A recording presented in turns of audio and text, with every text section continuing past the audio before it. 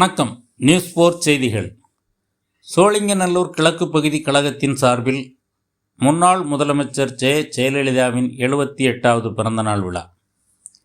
தமிழ்நாடு முன்னாள் முதலமைச்சர், எதிர்க்கட்சி தலைவர் மற்றும் அதிமுக பொதுச் செயலாளர் எடப்பாடி கே. பழனிசாமியின் ஆலோசனைப்படி தமிழ்நாடு மேனாள் முதலமைச்சர் ஜெயலலிதாவின் 78வது பிறந்தநாள் விழா நாடெங்கிலும் உள்ள அதிமுக தொண்டர்களாலும் கட்சி நிர்வாகிகளாலும் நலத்திட்ட உதவிகள் வழங்கி சிறப்பாக கொண்டாடப்பட்டது.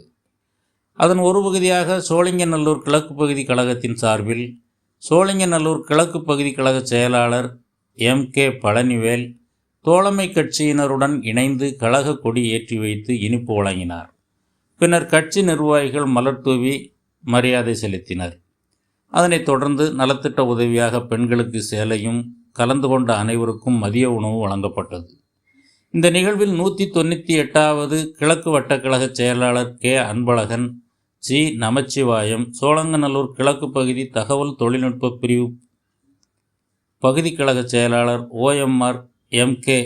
சோமு மற்றும் மாவட்ட கழக, ஒன்றிய கழக, பகுதி கழக செயலாளர்கள், கழகத்தின் மூத்த நிர்வாகிகள், தொண்டர் அணியினர் மற்றும் பிற அணியினர் திரளாக கலந்து கொண்டனர். நியூஸ் 4 செய்திகளுக்காக வை. மாரிமுத்து.